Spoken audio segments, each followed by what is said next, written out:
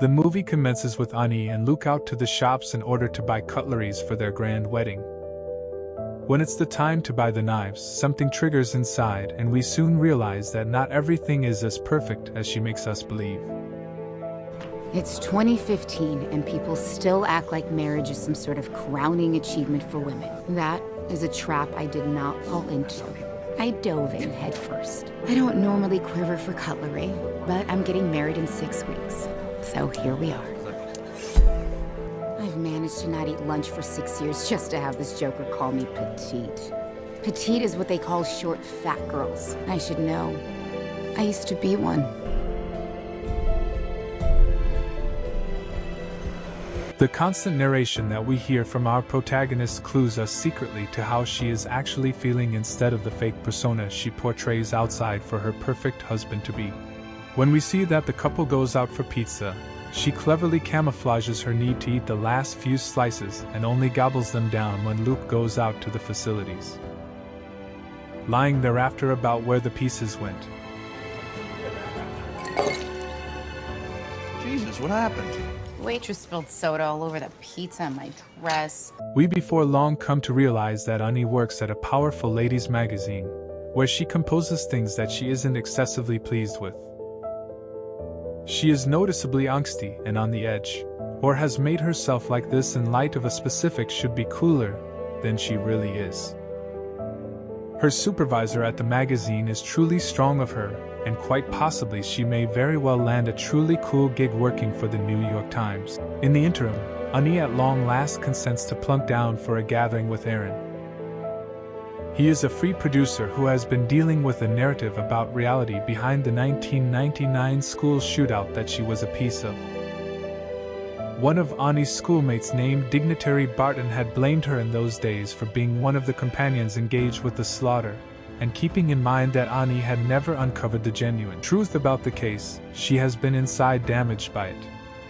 Dignitary, who got disabled because of the shootout, has since become a seriously persuasive character who has composed various books about weapon control. And keeping in mind that the case has been tragically missing in America's set of experiences, Aaron needs to know Ani's side of the story to uncover the reality of the occasion without taking sides. As a matter of fact, once more nonetheless, Ani declines to be any important for the narrative in the wake of discovering that senior member would likewise be in it, and her reality will be set against his, in a world that is ridiculous in any way. Aaron disappears frustrated, yet his need to find out about the occurrences triggers Ani into a descending winding.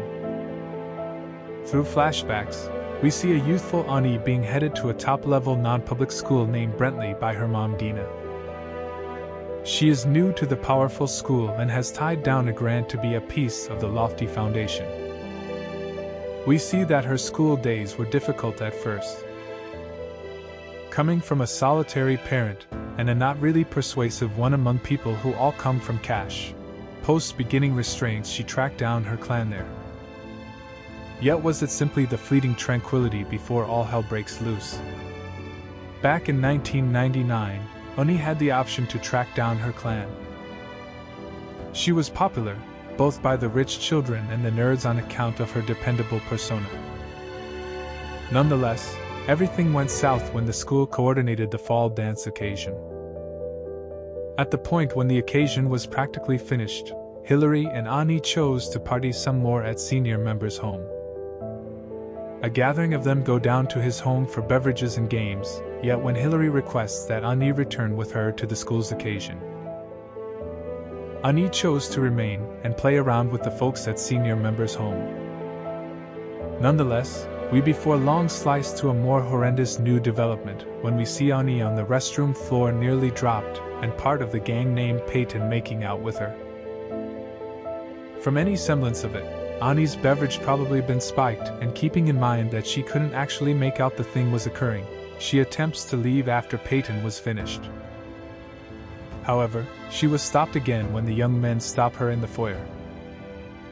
Liam, who she trusted to be somebody who prefers her, compels himself on her. From that point, she attempted to find the energy run out, however was halted a third time by Dignitary, who assaults her too before she tracks down the boldness to punch him and break. Upset and damaged, she races to the closest store to figure out how to return home when one of her educators, Mr. Larson, tracks down her in that state. He comforts her and brings her back home prior to requesting that she update her mom about the episode. Yet, Annie won't do so in light of the fact that she realizes that the episode will just drive her mom mad, and she needed no bad leeway coming towards her from her mom, who appears to fault her for things that she isn't answerable for. The following day, we see Mr. Larson telling about the occurrence to the head administrator, who, as opposed to rusticating the young men answerable for Annie's assault, chooses to call her mom. Stop! Annie, who is irate about having her mom pay attention to her girl drinking and causing herself problems, chooses to not record an argument against the young men, all things being equal. The director fires Mr. Larson for not halting the children after the school occasion, in a roundabout way supporting the young men since they come from a position of cash. Since Annie was always unable to recount everything, the injury had set inside her. So now that the narrative was underway, Annie felt like the time had come to stop her descending winding. Before we get to the day of the school shootout, we really want to comprehend that Arthur, who was one of the more clever of the children, was truly irate at his companion Annie for not getting down on Dignitary, and the other young man for assaulting her. Not just that, she even apologized to Liam when she attempted to voice her viewpoint about what unfolded the night she was assaulted. Arthur caused her to feel little for not having the guts to go to bat for reality, since it wasn't the initial time Peyton, Dignitary, and Liam had pulled off being outright buttholes and attacking others. One of the successions shows how the young men were truly bullish towards Arthur and Ben, who were viewed as nerds and frail by the young men. Presently, coming to the current day when Annie chooses to recount her side of the story, relying on the prerequisite that senior member isn't a piece of any of it. At the point when she is before the camera, she educates us concerning what truly happened that day. She uncovers that the weapon viciousness began according to her viewpoint when Ben nonchalantly strolled into a room that every one of them were in and shot Peyton in the head. He then, at that point, shot Liam, who was attempting to escape with Annie and Olivia. One of the vital pieces of the story was not holding the entryway open for Liam to escape, in light of the fact that somehow or another Oni would have rather not put her life in danger for one of the attackers who assaulted her. During the crossfire, Olivia and Annie attempted to get away from first floor, where they tracked down senior member. It is there Arthur faces Annie and requests that Olivia leave. He then continued to give up the weapon to Oni and requests that she kill senior member, however she can't. In this way, Arthur grabs the weapon away from her and in a fury shoots Dignitary in the leg. It is there we discover that Annie, who had a blade she had with her, wounds Arthur in the neck. You wanna go to the woods, Ben? Who then drains out and kicks the bucket. In this way, the solution to whether Annie was an accessory in the shootout is a straight no.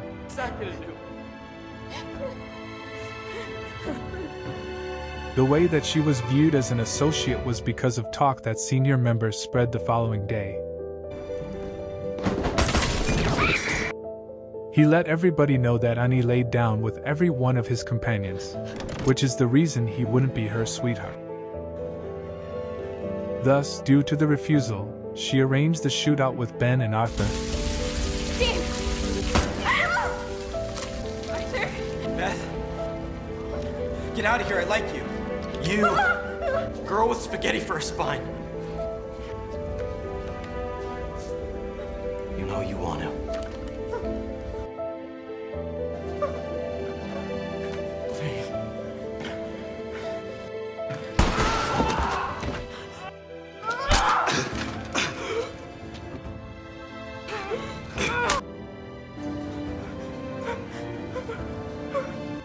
Annie and her mom find out pretty much this when they were banned to go to the memorial services the next day. Annie, who has been concealing the injury behind concealers, repeats the experience while portraying her side of the anecdote about the school shootout. At the point when she sees Dignitary going into the room where she is being consulted, she chooses to take off. We're charged as an accomplice, but Ani, do you want to say more about that? Or should I move on? Aaron, what the fuck? Once more, be that as it may, when by a fortunate turn of events she will meet her secondary teacher, Mr. Larson, and he changes her soul about not having the option to take her own story in her grasp. He enlightens her concerning not occupying the New York Times work and going to London to do a MFA, and supporting her better half is one of the instances of her powerlessness to fashion another way for herself. Mr. Larson advises her that she really wants to roll out a couple of improvements in her day-to-day existence. It is there she understands that she wants to overcome her feelings of dread and injury rather than continuously taking off from them. Thus, she chooses to get together with Dignitary and lets him know that she will recount her side of the story come what may. Dignitary, who is presently hitched and has kids, initially asks and afterward undermines her to avoid it.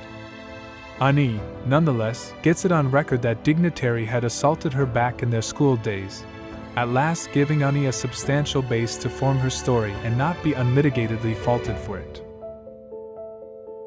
Most fortunate young lady alive consummation made sense of. For what reason did Ani separate her wedding with Luke? The consummation of most fortunate young lady alive happens at the practice supper for Ani and Luke.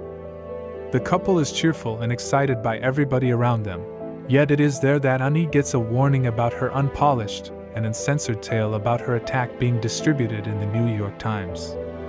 While she is glad to hear the news, Luke, who is educated about equivalent to she takes him outside, isn't. He, as a man, can't comprehend the reason why she needed to detail the whole attack in such grisly detail. Rather than consoling her and being glad for her for at last rising up to recount her story, he faults her for putting the name of his family up for a media furor. He likewise tells her that she might have managed the whole matter in private. In this way, neglecting to recognize that the episode actually torment her, notwithstanding her culprit paying for their deeds here and there. This is where Ani lets him know that she had been setting up an exterior such an extremely long time for individuals to like her. She lets Luke know that since he couldn't see her aggravation and can't take a little backlash for her talking reality, she would rather not be limited by the person in question marriage any longer. If you read one thing today, it should be Ani Finelli's essay in New York Times Magazine. Look at this! Amazing! Thank you for speaking up. I cried reading your essay. Thank you. I never told anyone. Not even my husband. I was raped while completely unconscious. Hearing your story gives me hope that one day I can tell mine too. The lines about coming to hit me so hard. I'm hearing from women who have never shared their stories, and to know that you have nothing to be ashamed of. Tiffany Finelli, right? Yeah. Sarah Gardner. I cover public health for Bloomberg. Okay. Gun control is under my domain. I've covered Dean Barton's career quite extensively. He's helped a lot of people over the years. Let's hope your 15 minutes of fame will too. Nice to meet you. Nice to meet you. Excuse me, I'm so sorry. I would love to stay in touch, but I already forgot your name. Oh, it's Sarah. Oh, that's okay. I'll just always remember you as the woman I told to go fuck herself on Fifth Avenue. Gotta work in that delivery, Finelli. But fuck, that felt good.